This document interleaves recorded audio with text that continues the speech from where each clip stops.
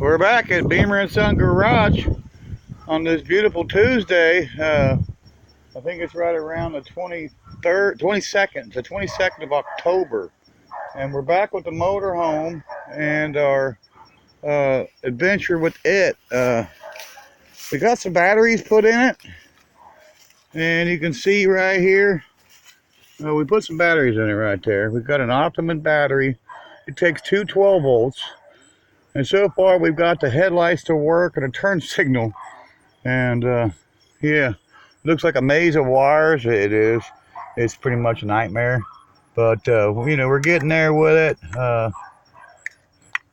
It's not you know, for the faint of heart. You can see the wires just kind of disarray everywhere. You got jumper wires up here. You got a jumper wire. That's a jumper wire there. Crossing things over. He got, you know, nut. He got it's just a mess. I mean, you know, it's a total. It does have some horns right here that are kind of cool. Electric horns would be a 12 volt horn, 3 of them. So I'd imagine if I could get that to work. Then it's got some kind of alarm here. So I don't know if that's a security system or what right there. And maybe tied in with the horn. I haven't even seen what the power is at for that. Yep, it's tied in with the horn, I think. Well, that's a ground. No, there's the wires there. Yeah, there's the wires there. So yeah, that's probably hooked into the horn too. There's some wires right up there. And I'm touching with my finger right there. I don't know if you can see that or not. Right there. Some wires right there that goes into. But anyways, today we're trying to get this thing fired up, and we're not going to get it today. I don't think so. I don't know. I may still get. I still got to get the starter put on it. I got the starter right here. It's a used starter that we're going to put on it. And it came off another engine that I bought. I bought a 440 out of a motorhome from a real great guy by the name of Scott McKinney. He owns McKinney's Junkyard out in Amersville, Ohio. And I bought that starter, complete engine in 440, training and everything. That starter came off of one of his. So I'm going to put that starter on my motorhome.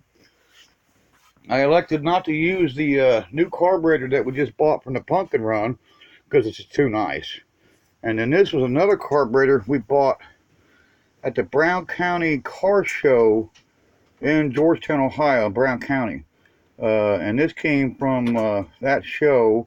And it was during the springtime. A guy named Jude Bostix held this great car show in Brown County, the first one they ever had, and we were there. We went to that car show, and we should have shot that too. But we got the carburetor that came off of the McKinney motorhome on the motorhome. I mean, the carburetor is on it. The gasket, we used the gasket that came off the came from the deal from the Pumpkin Run, and you can see the bolts. There's the bolts. We robbed the bolts off the other engine that we got from McKinney, and the throttle's hooked up. This is for the cruise control, and it's unfortunately it's too short. It's probably guess somebody broke it. The whole throttle was bent over right here. This was completely bent right here. This whole throttle bracket was all bent over this way. So I had to straighten that up and bend that back over, and you can still see this is still kind of bowed right here. This is actually the kickdown for the transmission. That's the kickdown linkage, and it has to be hooked up. And somebody's got a bolt in it right here, and it only gives it, you know, a quarter throttle. So that bolt has to come out so that I can able to open the engine up and get full throttle. You can see the gas pedal up there moving now with it. Check that out. Yeah, it works. Yeah, she's coming together. There's our fuel line right here, so we're going to run a piece of hose to an electric fuel pump to a gallon jug, and that'll power it. And then after that, you know, we should be able to run it around, but we got to get the starter swapped out, and it looks like we need a couple clamps right here. Somebody robbed the radiator hose clamp here, and they robbed one down there. So this thing was just being used for parts for somebody's pleasure and enjoyment to, you know, fix something of theirs. You know, it's a new radiator hose. It's a Napa 7634 part number. So somebody cared about this thing at one time. What we're going to do today is we're going to show you a product called Gum Out. This is just some jet carburetor and choke cleaner, parts and cleaner, and we're going to show you how to properly use this. I've been using this since I was a kid. My brother Randy, his last name was Beamer too. My older brother Randy had an old 67 Dodge 383, and I still got that motor, and I still got that carburetor to this day. And the first time I ever used any Gum Out was on that carburetor. So that's what we're going to do. We're going to clean our carburetor here. You want to wear some safety glasses. As you can see, I got some gloves on. So you want to clean that. It's just kind of cleaning the debris off of the outside of it to clean it up, make it look nicer, is all we're doing. So we're just going to clean her up a little bit and spruce her up. You don't want to have any, sparks or any kind of heated things around. You don't want to cause a fire. And we took a shop vac and we shopped all that rat debris off. So we're going to clean the thermo quad here that we got from Scott McKinney. We're going to clean it up, clean it off a little bit. You got to watch, the stuff will spray back into your eyes.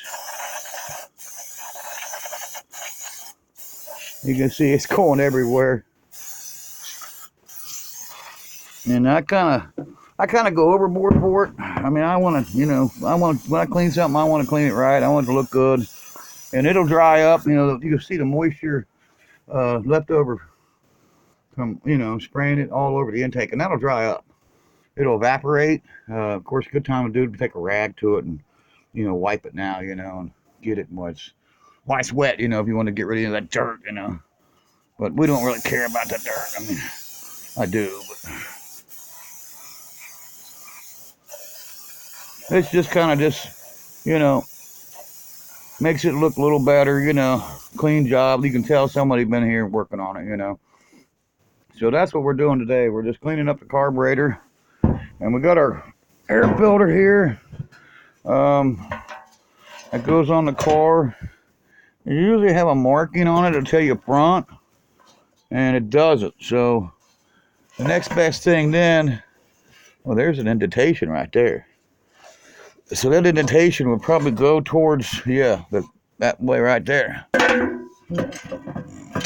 So that's how that goes. Now there's be a piece of hose here. It would go from here to here, and it's missing. So we'll have to get that. We'll have to change that cap, that breather cap. It's missing the part that goes in the hose that goes from there to there. And of course, here's a PCV valve. That still has to be hooked up. We've got to get a PCV valve for it. But this will keep, right now, this will keep anything from falling into the carburetor, into the engine. And there we go. So there's our air cleaner installed. It's just not to me, this threaded rod here and a wing nut, and then that'll be all done. Once we get a breather hose for it, and then we'll have to put a PCV valve hose from here to the front of the carburetor. And then that'll be all done. We'll change up the starter, and we'll be ready to fire this bad boy up. I can't wait to hear this 440. Me and my son got this cheap from a friend of mine named Steve Sims. Him and one of his buddies own this thing, and so there's the carburetors we're not going to use. That one come from McKinney, and this one come from the Brown County, or the other one came from Claremont County. Now the one's on there came from McKinney. This one here came from Claremont County. This year's Pumpkin Run. We got that the Pumpkin Run. This one here, that one there. That one come from the Pumpkin Run, and this one came from the Brown County Car Show. So we got Claremont Show, and then Brown County Show. So Claremont and Brown County sitting side by side. Here's something I really like around here. These are these Hearst and BMW shifter handles. We really like these. I don't think I'm going to be able to use it on here. It does have a knob, and I really would like to put, one of these on it right here. Here's the automatic knob right here for the shifter. And you can see, it's just plain Jane, it's stock, And I don't like it, I think this would be a lot cooler. So you can see what I'm going for, people, I want to take that knob off and put that, shifter handle on there. It's going to have to go somehow it's going to have to go where I can grab a hold of it. So it's probably going to go like that. And then I can just, you know, throw it up in park. And then I'll have to probably move that up like that. Throw it up in park, and then you take it and put it down in gear. And that's what I'm wanting. I'm wanting that there. And you can see, you know, the difference of that being there or that. Ugh. So yeah, you guys can see what I'm going for. It doesn't mean a lot. I mean, you know, it's not going to make it function any better, but it's just cool to look at. Yeah. But that's the motorhome. Here's the tools we was using to put that together. This is the Joe Rumpy toolkit I constantly showcase around here. This toolbox was bought to work on Joe Rumpy's car one time. It's actually his Ranger that was broke down, and we didn't have any tools. So we bought that toolkit from Advanced Auto Parts. And this is just some wrench set here that I got from a good buddy of mine, Greg Borman out of Bethel. I believe these are Pittsburgh. Yeah, those are Pittsburgh. That's Harbor Freight. And then, of course, there's the there's a simulator still for the right rig we haven't put on. And, yeah, that's where we're at with this. We've got the carburetor base outside the carburetor. Of course, you know, I could have used that one. It was clean. But, you know, that was so nice. I didn't want to use it on the motorhome. I'm going to save that for something else. And plus, I got that one. But this one here's got some, you know, solenoids on it. Looks like there's some kind of pollution on the back of it right there. You know, I don't really like that. You know, it doesn't, this carburetor doesn't have that. So, you know, it is what it is, people. I mean, you know. So yeah, we're going to enjoy, you know, enjoy this once we get this running. And, yeah, we're going to have fun with it. You know, we can't wait till we get it to fire up. And we just got to change the starter out now. The carburetor is done, bolted up, and completed. So, you know, it's one step further.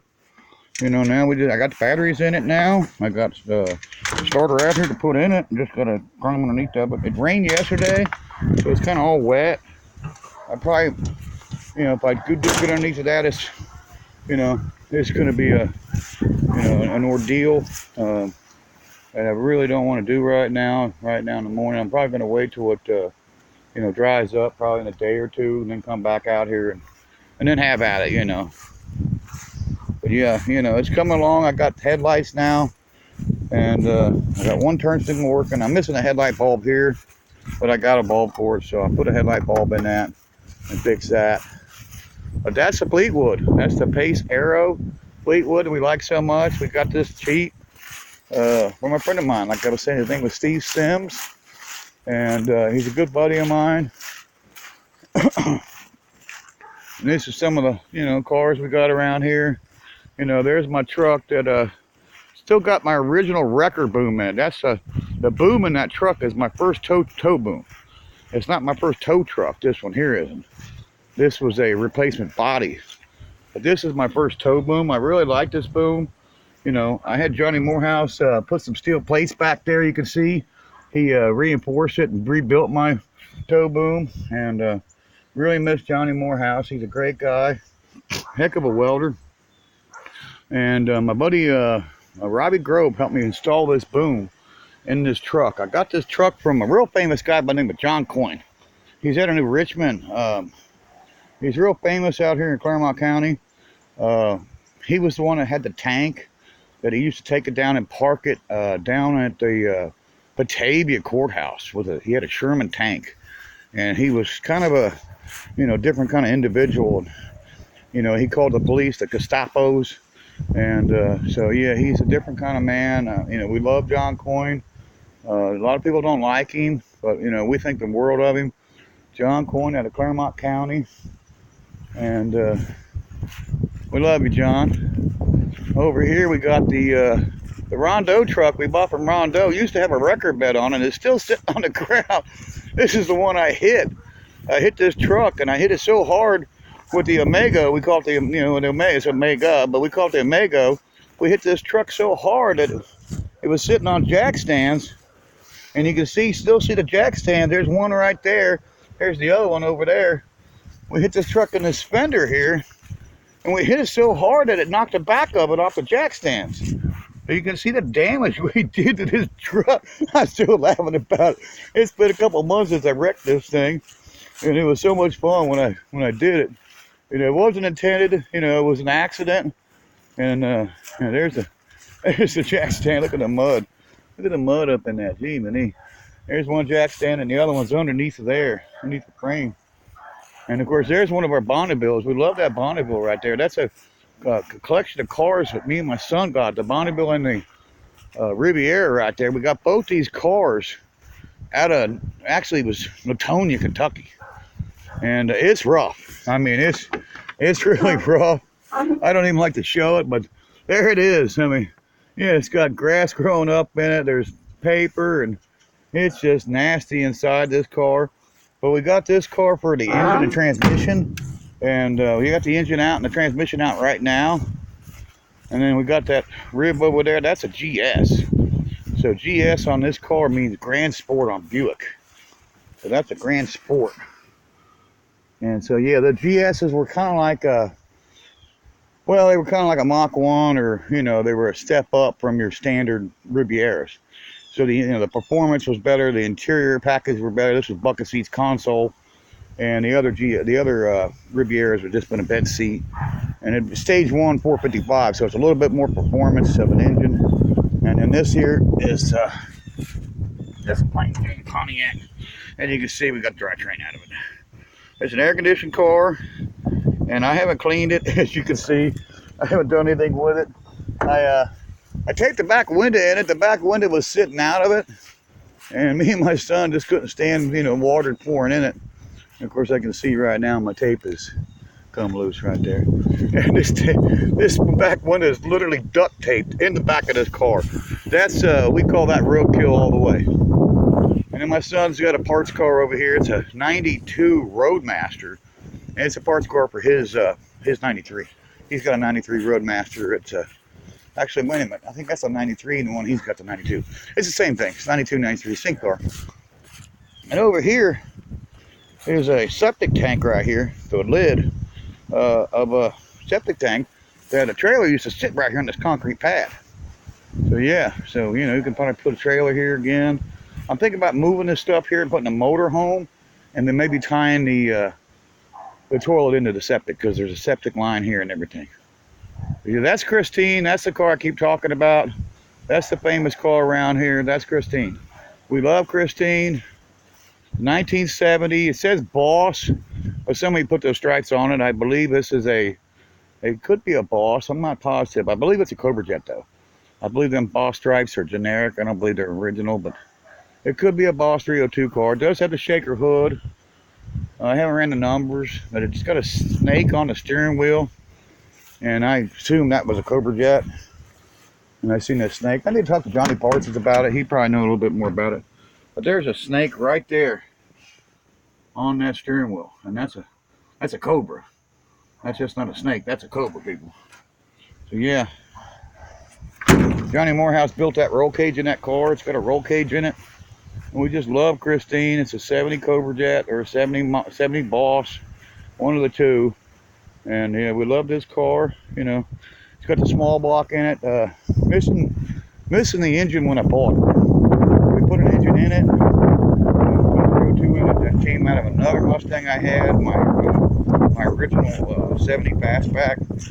I had a 69 Fastback. It was destroyed, and then I had a 70, and that's my engine that came out of my 70. I still have it.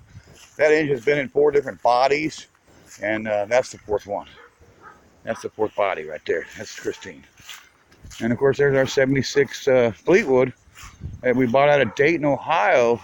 It's got the big 500 cubic inch big block in it, pushing probably all about a 195 or 180 horsepower. They really detuned them by 76. It was pretty much over. But we're gonna get off here.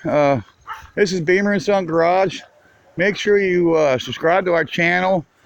Check us out. We're everywhere. We're on Facebook, Beamer Garage. We're on YouTube with you guys, of course. We're on PlayStation 4 as Mr. Mach 1969. Send me a friend request. Also on the Xbox One as Mr. Mach 1968. So check us out, you know, look us up. Send me a friend request on Xbox, Mr. Mach 1968, and that's MR, Mr. Mach, M-A-C-H, 1968 on the Xbox. And it's the same, but it's a 1969 on the PlayStation 4. So send us a friend request, check us out, subscribe to us, like our videos, like our channel, leave a comment, you know, leave a message, you know, what would you like to see? You know, we buy cars here. What do you have for sale? Do you got something you want to sell? Drop us a line, drop us a message. Let us know, and we'll see you next time at Beamer and Son Garage.